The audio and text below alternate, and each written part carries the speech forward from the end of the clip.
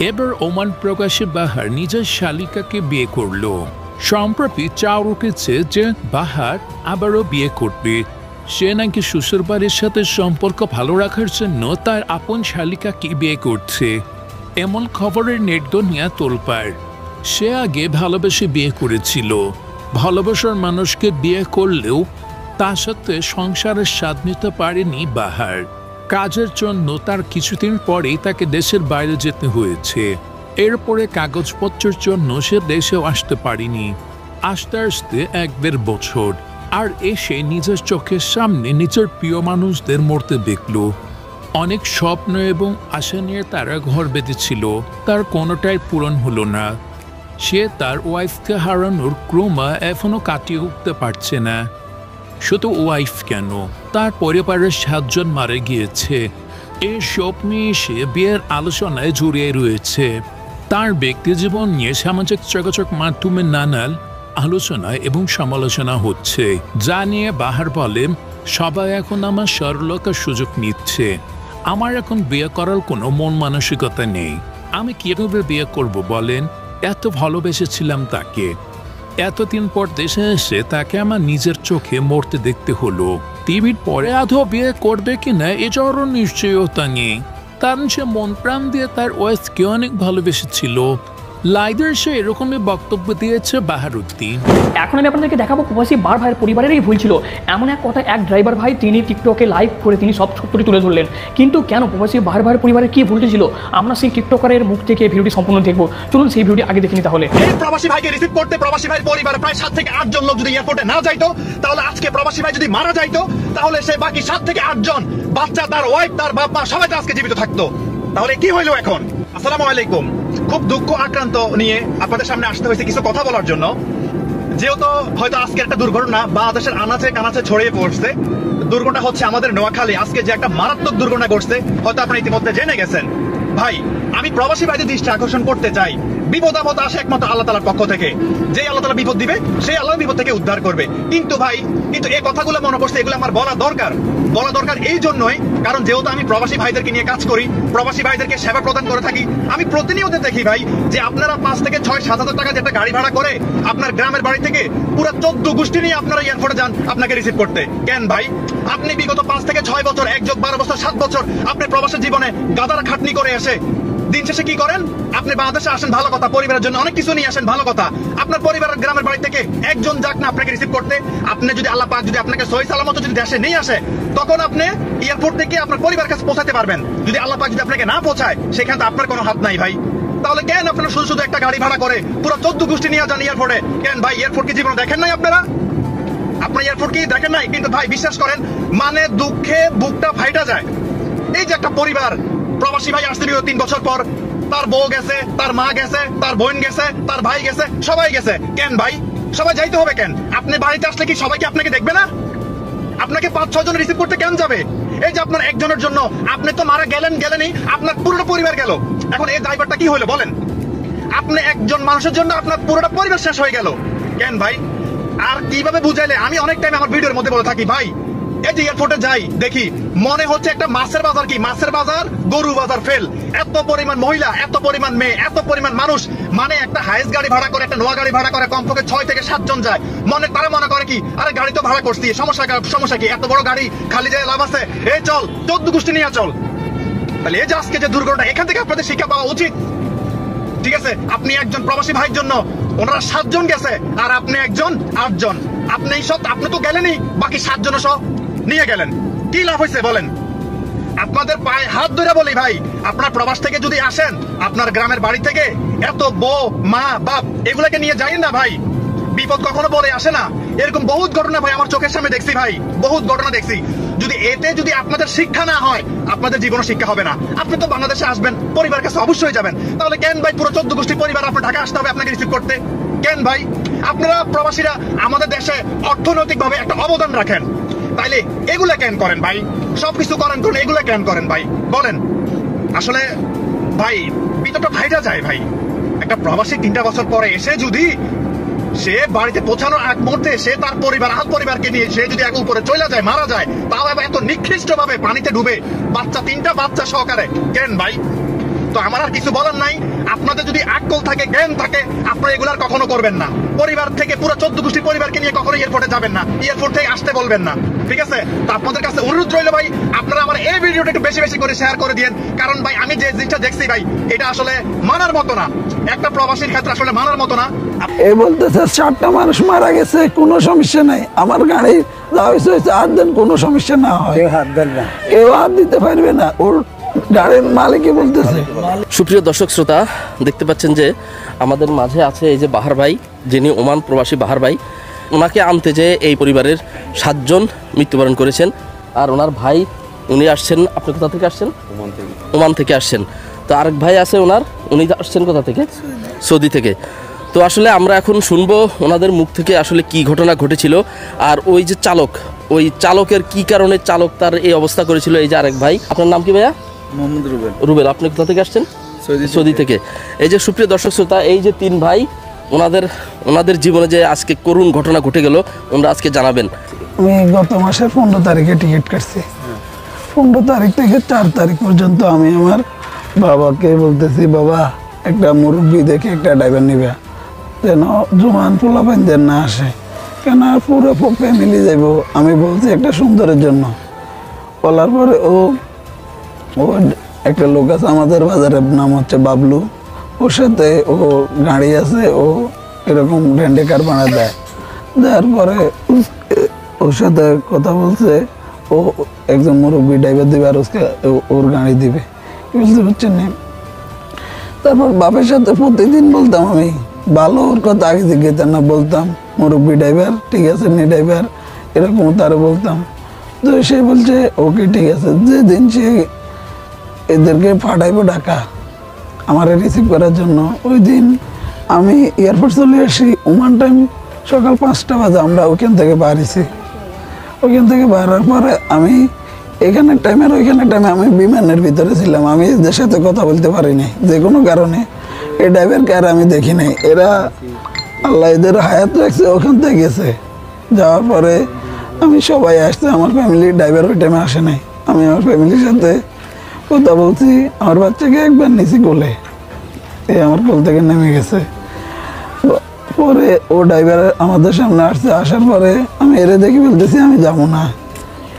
একদমই বয়স কম, 18 হবে না ওর বয়স, লাইসেন্স মনে হয় না এর কাছে। আমি বলতেছি ভাই আমি যাবো না, তোমার গাড়ি সকালে যাবো, তুমি রাত্রে ঘুমাও। ও বলতেছে সমস্যা না ভাই, আমি আস্তে আস্তে যাবো। আমি এর বলতেছি না আমি যাবো না, আমার দেখে মনে অনেক ভয় লাগতেছে। আমি আমার ফ্যামিলির সাথে, আমার ওয়াইফের সাথে, আমার বাচ্চার সাথে আমি বসি নাই, আমি সামনে ওর সাথে বসছি।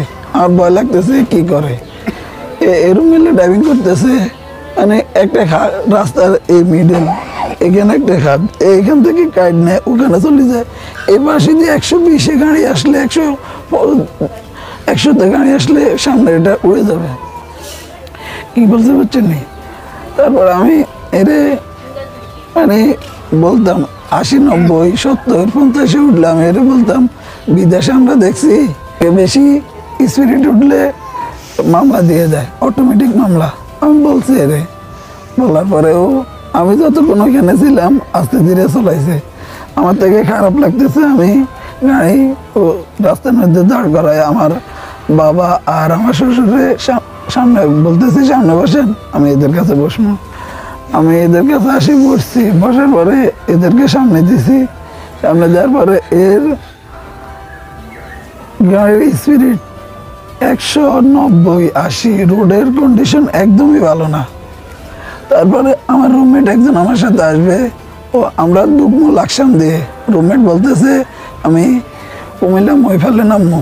তারপর ওর সাথে ড্রাইভারের সাথে এরকম কথা হয়েছে, মহিফাল দিয়ে আসবে, কন্ট্যাক্ট হয়েছে, এরে পয়সা আমরা বাড়াই দিছি, এরকম কন্ট্যাক্ট হয়েছে। মহিফাল আসার 10-15 মিনিট আগে সে একটা ট্রাকের সাথে এরম মিলে গেছে, যদি ট্রাক ড্রাইভার রাস্তার পাশে না নামতো, আমরা ওই জায়গাতে, আমরা এখন তো 5 জন জীবিত আছে, ওই জায়গাতে 13 জন লাশ। আমাদের আড্ডিও খুঁজে পাইতো না। কি এত বড় এক ট্রাকের সাথে ওর গাড়ির লোক মিলেলে, ওর গাড়ি একটা পিঁপড়া, ও ওই জায়গায় সাথে সাথে দাঁড় করাই। ওই জায়গাতে মহিফালের মধ্যে একটা ইয়ে আছে, তেল পাম্প আছে, ওই যাতে দাঁড় করাই আমার শ্বশুর, ওরা বলতেছে 2 ঘন্টা তুমি এই জায়গায় ঘুমাও, আমরা এই যাতে ঘুরতেছি। আমি এরা বলছি দেখো ভাই আমি এয়ারপোর্ট যাইতেছি না, আমার প্লেন মিস হয়ে যাবো, আমি দেশে যাইতেছি, 6 মাস ছুটি আছে আমার হাতে, আস্তে আস্তে যাও 2 ঘন্টা ঘুমো, আমরা এনে ব্যাকে কথাবার্তা কই, ঠান্ডা ঠান্ডা পানি খাই, চাটা খাই সবাই।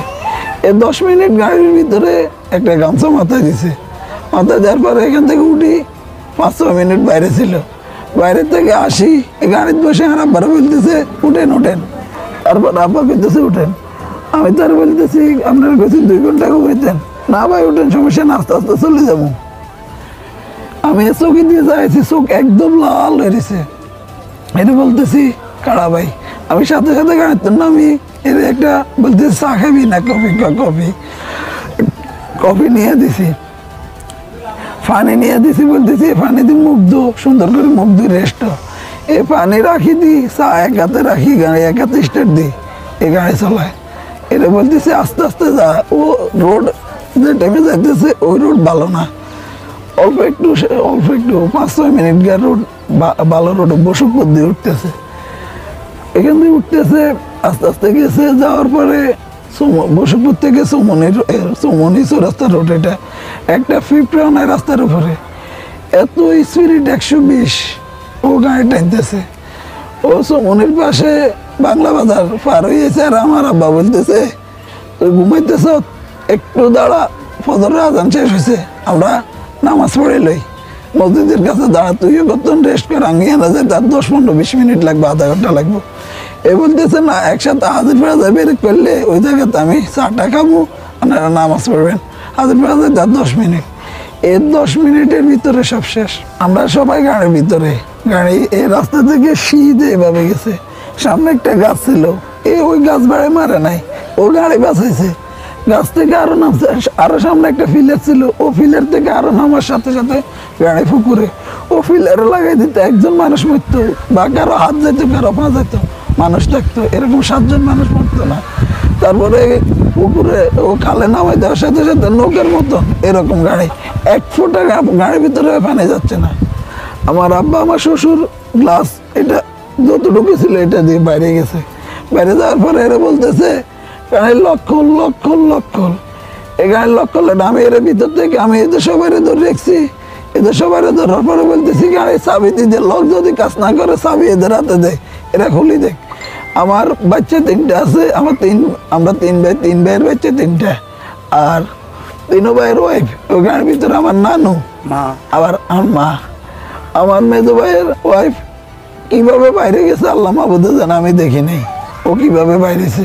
আমি এদেরকে ভিতরে রাখি, এরা বলতেছে চাবি দে, চাবি দেয় নাই, এই নিজের গেট খুলি, গাড়ি থেকে বাইরে গেছে, গাড়ি এরকম নিচে চলে গেছে। আমার কিভাবে আমি নিচেতে, আমি গাড়ি থেকে বাইরেছি আমি নিজে জানি।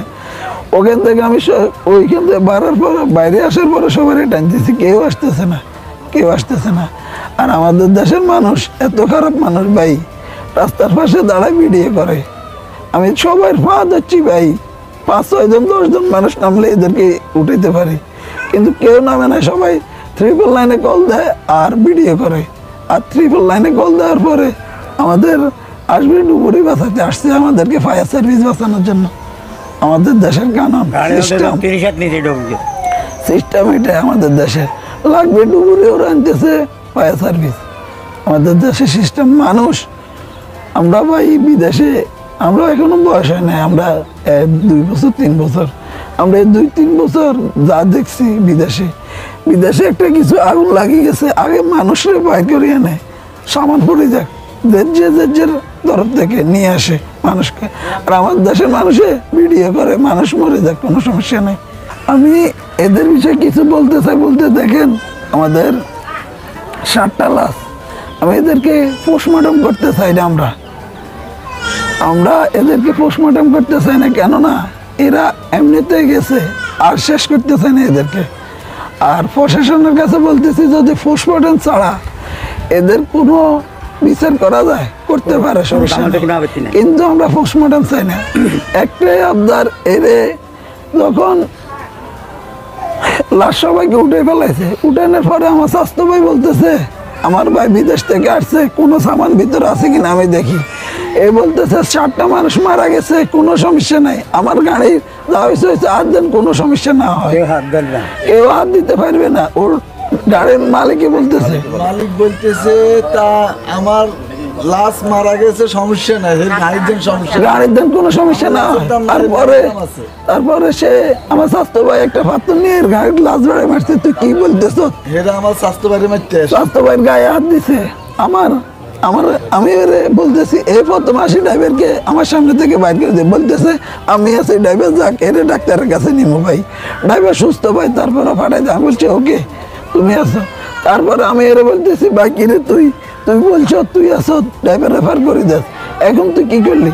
আমারও ধাক্কা মারছে। তারপরে আমার ওয়াইফ ওই গাড়ি থেকে বাইর করার সাথে ও জীবিত ছিল, গাড়ি থেকে বাইর করার পরে ন্যাশনাল হসপিটালে নিছে। ন্যাশনাল হসপিটালে নেওয়ার পরে ওইখানে ওর অক্সিজেন লাগেছে, অক্সিজেন নিছে। ডাক্তার বলছে ওর জীবিত, এখনো জীবিত আছে। ন্যাশনাল থেকে অ্যাম্বুলেন্স নিয়ে বলছে প্রাইমে যাইতো আইসিইউর ভিতরে ইমার্জেন্সি নেওয়ার জন্য। ওইখানে যাওয়ার পরে প্রাইমের ডাক্তার আসছে। আসার পরে ডাক্তার বলতেছে আমরা পুলিশ ছাড়া চিকিৎসা আমরা নিই না, পুলিশ লাগবে, মানুষ মরে যায় ও শিখে পুলিশ লাগবে। আমার ওয়াইফের 3 বোন একসাথে ডাক্তারের ফাঁসাবি ধরছে। পুলিশ আমাদেরকে ওইখান থেকে পাঠাইছে, এ চিকিৎসা করেন, এরে বাঁচান। ও বলতেছে আমরা পারবো না, পুলিশ লাগবে। ওদেরকে ওইখান থেকে বাইর করে দিছে ধাক্কা মারি, নেয় নাই। পরে আমার ওয়াইফকে ওইখান থেকে রিটার্ন করে সমনি চৌরাস্তা আনছে, আর ওইখানে মারা গেছে আমার ওয়াইফ। প্রাইম হসপিটাল সোমনিটা মাইজদি হসপিটাল রোডে যেটা বড় ওইটার মধ্যে চাইলে আয়াত মত আল্লাহর হাতে, ও চাইলে কিন্তু বাঁচাইতে পারতো। আমার অবশেষ একটা কথা বাকি আছে, আমি যে ভুল করছি এই ভুল যেন এটা আর কেউ না করে। কেননা আমি প্রবাস থেকে আসছি, আমার ফ্যামিলিকে আমি বাড়িতে আসলেও দেখতে পারতাম। জাস্ট একটু ভালো লাগার জন্য, মনে একটা শান্তি লাগার জন্য প্লেন থেকে বাইরে হওয়ার সাথে সাথে দেখতে পারি। আমি আর 4 ঘন্টা লেট করলে অথচ সবাই বাঁচত, সব সুন্দর হইতে পারত। এরকম ভুল আর কেউ করেন না। এটা বাড়িতে থাকলে আপনার 4 ঘন্টা, ওইখান থেকে 10 ঘন্টা 12 ঘন্টা জার্নি করে আসেন, আর 4 ঘন্টা জার্নি করলে কিচ্ছু হবে না ভাই। সবাই বাড়িতে আসেন, এরকম রেন্টেকার নিয়ে আর কেউ যায় না ভাই। আর যদিও যান, ড্রাইভার যাচাই করবেন, অল্প বয়স্ক ড্রাইভারকে। ও যত রেন্টেকারের মালিক আছে ওদের 10টা 5টা গাড়ি আছে, ওদের একটা গাড়ি চলে গেলে কোনো সমস্যা নেই। কিন্তু আপনাদের একটা ছেলে মেয়ে, একটা পরিবারের একটা মাথা চলে গেলে আপনারা পথে বসে যাবেন ভাই। এই ভুল আর কেউ করেন না, দ্বিতীয়বার আমি করছি। সবার কাছে অনুরোধ এটা বললাম। সুপ্রিয় দর্শক শ্রোতা, ওনাদের কথাগুলো শুনলেন। আসলে ওনাদের যে কষ্ট, এই কষ্ট আসলে ওনাদেরকে মানে সান্ত্বনা দেওয়ার মতো কোনো ভাষা নাই আমাদের। তো আমরা সবাই ওনাদের জন্য দোয়া করব। আর আমরা একটাই বলতে পারি যে আল্লাহ পাক যেন ওনাদেরকে ধৈর্য ধারণ করার তৌফিক দান করুক, এই স্বজন হারার ব্যথা যেন ওনারা সহ্য করতে পারেন। আর আল্লাহ সুবহানাহু ওয়া তাআলার কাছে আমরা এই দোয়া করি, এবং আপনারাও এই দোয়া করবেন যে ওনারা এবং ওনাদের পরিবারের যারা মৃত্যুবরণ করেছেন এই নিদারুণ কষ্ট নিয়ে, তাদেরকে যেন আল্লাহ তাআলা জান্নাতের উচ্চ মর্যাদা দান করে, সেই দোয়া যেন আপনারা এবং আমরা সবাই যেন ওনাদের প্রতি করি। তো এখান থেকে আমি বাহার ভাইদের বাড়ি থেকে আমি বিদায় নিচ্ছি। গাড়ি ডুবে না, গাড়ি নৌকার মতন বাইতেছে, ইগারে করতেছি লক্ষ্য লিখে গেলা কুলি টক্কা দিয়ে ভাড়া গেছি, ইগার গাড়ি না ওর উড়া এরা আমি ঘুরি করতেছি ভাই, তুই লক্কল গাড়ির ভিতরে লক্কল। আমি গাড়ির দরজা খুলি দিলে ব্যাগে 4 গাড়ি তো লিয়ে গাড়ির দাম নামে যাক, ইগা আসতে ইগার জানালা খুলি গিয়ে টক্কা দিয়ে ভাড়া গেছে, তো দিকে তাই থেকে লক্কাটি দিতে ব্যাগে মাথে দিতে আবার আরাপ যেন বারোই গাড়িটার সাইডের দিকে টানতেছে, গাড়ি ঢুকতেছে না, গাড়িটার সাইডে দিয়ে আমি বেগুনের ভিতরে ধরে রাখছি, বেগুনের ভিতরে ধরে রাখছি, বার করতে পারি না, কিছু করতে পারি না। একটা মানুষকে আনার জন্য এতদিন পর 3 বছর পর প্রবাসী বাহার ভাই তিনি আসছিলেন, তাকে আনার জন্য পরিবারের সবাই যাচ্ছিল। এই জন্য পরিবারটি জয়েন্ট পরিবার ছিল, সবার একটা খুশি হয়, যেহেতু প্রবাসীরা যখন দেশ থেকে বিদেশ থেকে আসে তখন দেশের মানুষরা খুশি করে আনতে যায়, এই জন্য যাচ্ছিল। এখন যদি তাদেরকে দোষ দেওয়া হয় সেটা ভুল, যেহেতু ওই ড্রাইভারেরই ভুল ছিল।